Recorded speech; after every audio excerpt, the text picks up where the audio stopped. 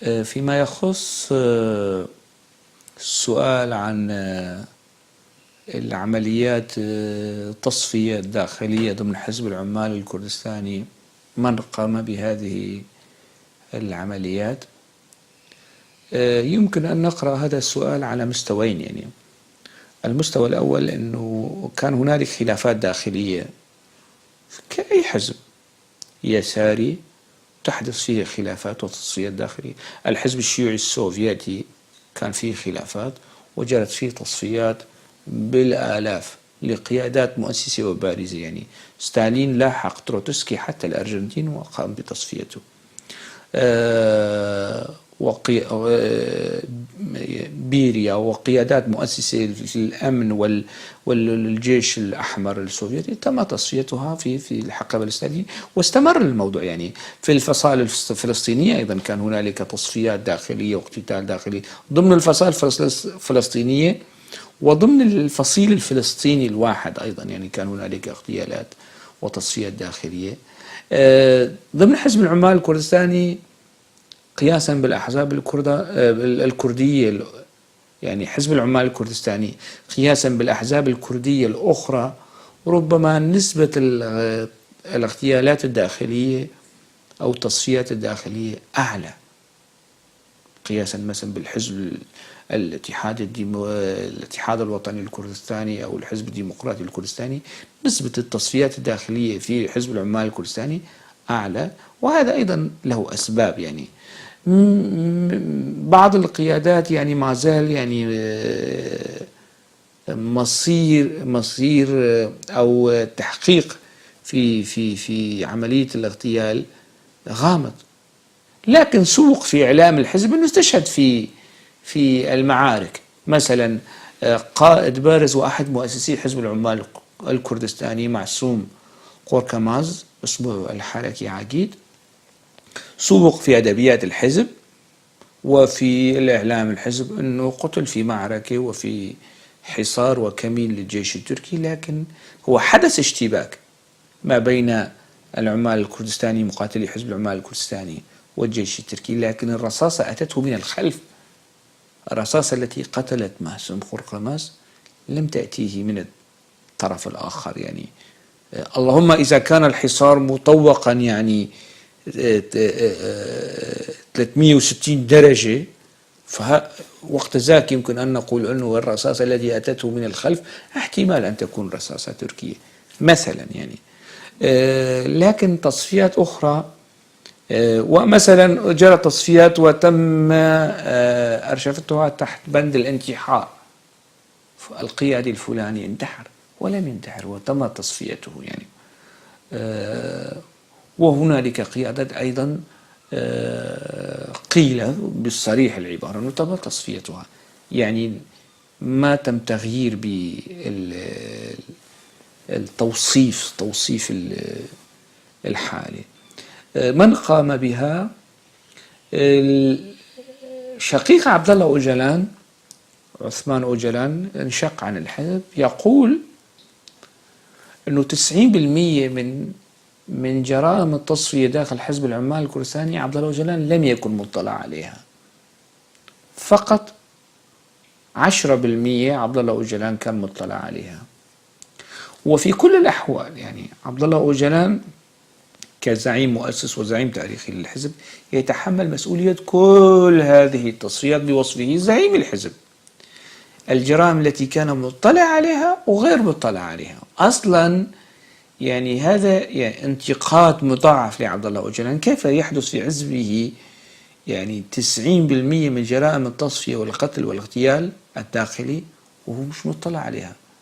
كيف يكون زعيم حزب وهو مش مطلع على هذه النسبة الهائلة؟ ربما شقيقه عثمان أوجلان حاول أن يبرئ ساحة عبد الله أوجلان من هذه الجرائم، لكن على المقلب الآخر هو يدينه. يعني أنه كيف تجري هذه التصفيات أو جرت هذه التصفيات من دون علمه. هو عثمان أوجلان كان يقصد ربما أنه لم يقرر، لم يوقع على قرار التصفية أو القتل. هذا ما كان ما يقصد في مطلق الأحوال. يعني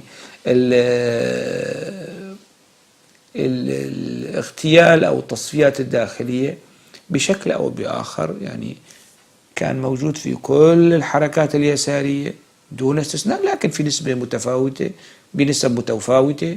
وربما تكون حصة حزب العمال الكردستاني على الصعيد الكردي هي الأعلى أو الأكثر، النسبة الأكثر في عمليات التصفية الداخلية. فيما يتعلق بالسؤال عن دور حزب العمال الكردستاني في القضية الكردية وأنه خلق شرخا في هذه القضية وحرفها عن مسارها، أعتقد أنه القضايا لا تتعرض للشرخ ولا تنحرف عن مسارها، لكن تتعرض للعرقلة. وممكن لبعض الأحزاب التي تعتبر نفسها ضمن مناهجها وبرامجها الداخلية بأنها أدوات لحل هذه القضية، لكن فيما بعد ترى نفسها فوق هذه القضية، وقت ذاك يعني تتحول من عوامل محفزة للقضية إلى عوامل معرقلة للقضية الكردية أو لأي قضية، الفلسطينية الكردية أي قضية يعني كانت. أعتقد أنه حزب العمال الكردستاني سقط في هذا المطب، سقط إلى أن يعني يختصر القضية الكردية في نفسه يعني يختصر الشعب الكردي أيضا في نفسه، ويختزل الحزب كله في شخص عبد الله أوجلان. هذا الاختزال والتكثيف والضغط جعل الحزب ينحرف عن مسارها. القضية الكردية ما زالت كما هي، يعني هي قضية عادلة مشروعة، حقوق الأكراد معروفة في تركيا، مطالب الأكراد معروفة في تركيا، في سوريا، لكن الحزب، حزب العمال الكردستاني، هل انحرف عن مساره أم لا؟ نعم انحرف عن مساره. كان يطالب بالدولة القومية، وكردستان الموحدة الآن لا يطالب بالدولة القومية، على العكس تماما، وهو يحارب الدولة القومية، يشيطن الفكر القومي الكردي ويعرقل. يعني هلا حزب العمال الكردستاني عبر تصريحاته يقول أنه مع الاستفتاء ومع استقلال كردستان العراق وما إلى ذلك، لكنه عنصر معرقل. وبالتالي الاتهامات التي تطال الحزب بخصوص الانفصالية وأنه لديه مشروع انفصالي ومشروع استقلالي، أعتقد أنه هو كلام مبالغ فيه. فكر الحزب، أيديولوجية الحزب حاليا على الوضع الراهن هي بالضد مما كانت عليه في مرحلة التأسيس ومرحلة الثمانينات ومرحلة التسعينات. حزب العمال الكردستاني لم يحرف القضية عن الكردية عن مسارها، بل انحرف هو عن مساره وعن الأسس التي تأسس عليها، سواء على المستوى القومي أو على المستوى الفكري السياسي. يعني مثلا حزب علماني يساري كيف يتحالف مع دولة دينية مثل إيران؟ مبدئيا مش مقبول، على الصعيد المبدئي والفكري والأيديولوجي مش مقبول، لكن على الصعيد المنفعي البراغماتي المصلحي مقبول. وبالتالي لا أعتقد أنه حزب العمال الكردستاني يعني بإمكانه حرف القضية أكبر من حزب العمال الكردستاني، لكنه عرقلها بشكل أو بآخر، وفي بعض الأماكن عطلها، عطل هذه يعني قطار القضية الكردية وأخرجه شوي يعني ليس كثيرا يعني عن السياق. لكن القضية أكبر من الأحزاب، أكبر من القادة، أكبر من الزعامات. وحزب العمال الكردستاني في فترة من الفترات وحتى الآن أيضا يرى نفسه أكبر من القضية، هذا شأنه. يعني لا يمكن أن نتبنى وجود حزب العمال الكردستاني في الاختزالات التي اختزل الشعب الكردي في نفسه، واختزل القضية الكردية في نفسه، واختزل القيادة السياسية والعسكرية الكردية في نفسه. هذه الاغتسالات هو يراها لنفسه، لكن النخب الكردية بشكل عام يعني ترفض هذا المنطق يعني، وهي هذه النخب الكردية بالضد من هذا الشكل من التعاطي. بخصوص السؤال المتعلق ب حزب العمال الكردستاني وعلاقته وتخندقه مع دولة دينية مثل إيران، ودولة دينية طائفية يعني نظام طائفي مثل النظام الإيراني، ولماذا يستميت حزب العمال الكردستاني في الدفاع عن النظام السوري؟ منطقيا وأيديولوجيا هذا شيء مرفوض، بحكم أنه حزب العمال الكردستاني حزب يساري وحزب علماني، يعني كيف يتحالف مع نظام ديني ثيوقراطي طائفي ونظام قاتل، نظام قاتل للأكراد في إيران، وليس فقط متورط في الدم السوري في الأزمة السورية وقاتل للشعب السوري. كيف لحزب يزعم أنه هو حركة تحرر وطني ويهدف إلى العلمانية والديمقراطية، أنه بشكل أو بآخر يتخندق مع النظام الإيراني؟ هذا غير مقبول، لا يقبله العقل ويرفضه الحزب والقواعد الموالية له وقيادته والإعلام. الحزب يرفض لكن الواقع العملي يقول شيء آخر. الواقع العملي يقول أن الحزب متخندق يعني في علاقته مع النظام السوري، في علاقته مع النظام الإيراني. السبب هو المصلحة، يعني السؤال هو المنافع يعني. تركيا أيضا، رجب طيب أردوغان من 2002 ل 2010 وحتى قبل الثورة السورية ألم يكون متحالفا استراتيجيا مع نظام بشار الأسد؟ أردوغان ألم يكن يعرف أن نظام بشار الأسد هو نظام طائفي علوي؟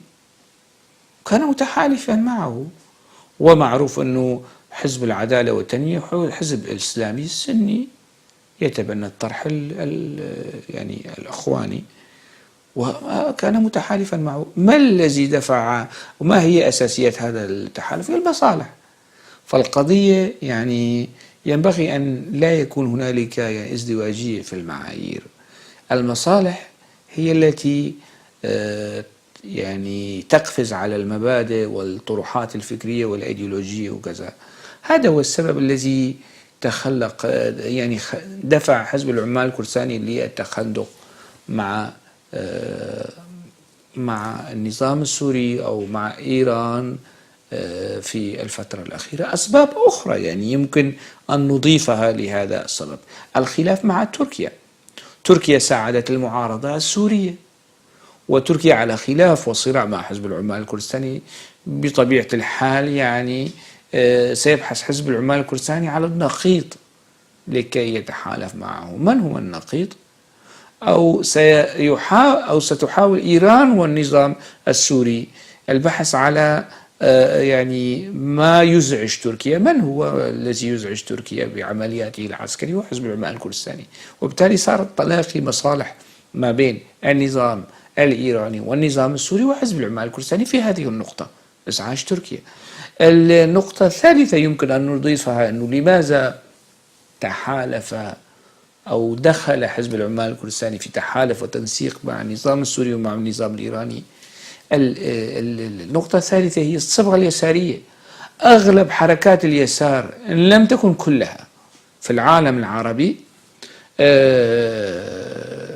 حاليا تقف مع نظام بشار الأسد، وتنظر إلى حزب الله أنه حركة مقاومة، وتنظر إلى الدولة الإيرانية على أنها دولة قوية ودولة تدعم المقاومة وما إلى ذلك. هذه حركات اليسار العربي. فيعني ما ينطبق على هذه الحركات والتيارات ينطبق أيضا على حزب العمال الكردستاني. بالمحصلة المصالح. السؤال يعني السؤال أعتقد أنه ينبغي ما هي مصلحة حزب العمال الكردستاني أو ما هي العوائد السياسية والمكاسب التي حققها حزب العمال الكردستاني من خلال هذا التحالف. ينبغي أن يكون هنالك مكاسب، أن يكون هنالك هذه المصالح إلى أي درجة حققت أهدافها. السؤال ينبغي أن يكون في هذا السياق، وليس لماذا تحالف حزب العمال الكردستاني مع إيران ومع النظام السوري.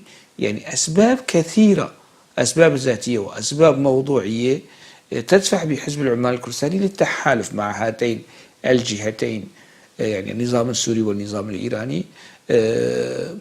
هذه الأسباب كانت متوفرة سابقا لدى النظام التركي ومتوفرة حاليا في يعني تيارات وأحزاب كثيرة. النظام السوري كان في يوم من الأيام قبلة